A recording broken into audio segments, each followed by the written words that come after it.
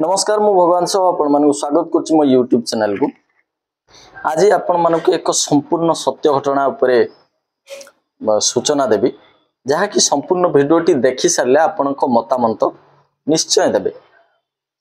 आज गोटे एमिति कथा कहूछि सुप्रीम कोर्ट उपरे लोक मानकर भरोसा विश्वास दिन को दिन काहे कि उठी जाउछि। यार गोटे सत्य घटना आपण मानक पाखरे उपस्थापन करछि। जतबेले 1990 रे काश्मीर रे मुसलमान माने भारत माने हिंदू माननकु जानी सुनी समानकु हत्या करिथिले आउ सेठरो विताड़ित करथिले आउ तांको झियो बहू माननको बलात्कार करथिले आउ मस्जिद रु लाउड स्पीकर से माने अनाउंस करथिले कि निज झियो बहू माननको एठी छाडी देकी तमे का जदी बंचिबा को चाहछो ताले काश्मीर छाडी चली जाओ। आउ को भली भाबरे से माने झियोंकर स्तन काटी निज बापू खइबा को देइथिले बाप मुहरे जबरदस्ती खइथिले आउ बाप मां का आगरे झियर बलात्कार करथिले एभली नृशंस घटना सब घटैथिले।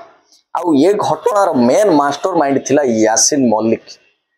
आउ ये यासीन मलिक किभली भाबरे काश्मीर रे सिटी हीरो बनि गला। आउ ये घटना परे परे यासीन मलिक को कोर्ट सजा कोन दबो ताकू सेठी निर्दोष रे से माने खलास कर देइथिले। माने ए केस रे कोनोसी प्रकार यासीन मलिक को इंटरफेयर करि नथिले आउ यासीन मलिक बनि जाइथिला काश्मीर रो हीरो।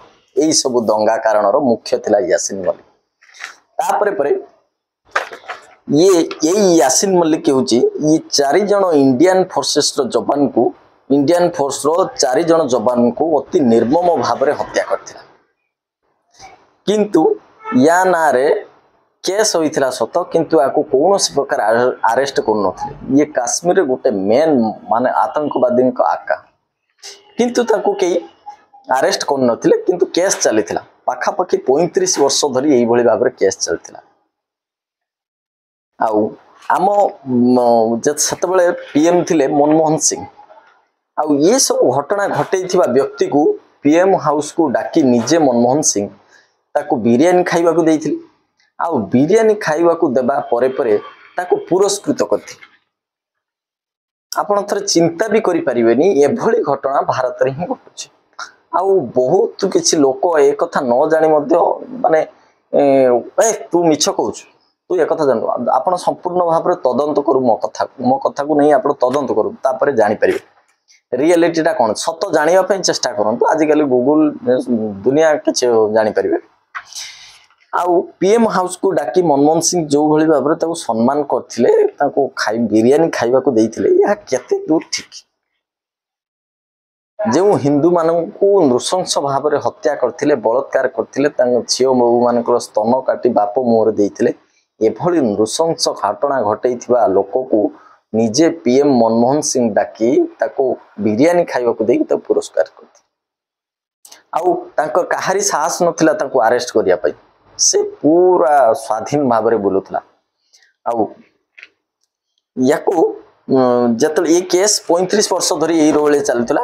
तापर 2017 मसिया रे जतबेले होची नरेंद्र मोदी सरकार आसीतला सेतबेले से कोन कर 2017 रे एनआई जांच कमिटी बठे बसैतला ताको अरेस्ट करतिला आउ काश्मीर ताको उठैतला आउ जांच बसैतला आउ एबे से पाखा पाखी 6-7 वर्ष धरी जेल रे अछि।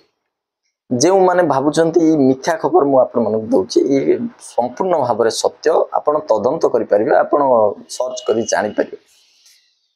एई भली सत्य खबर जानिया पई मो चैनल को सब्सक्राइब करंतु निश्चय शेयर करंतु आउ अन्य लोकन को जणांतु।